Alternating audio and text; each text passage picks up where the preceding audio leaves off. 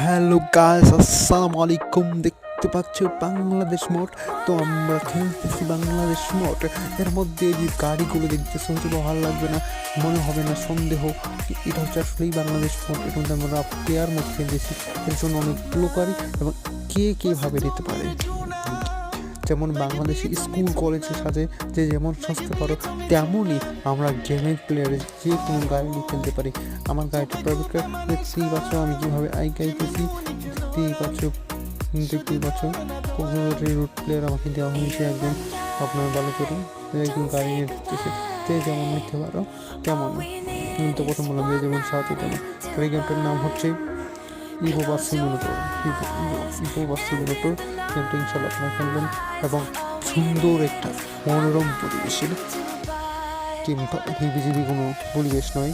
দেখতে পাচ্ছেন অসাধারণ একটি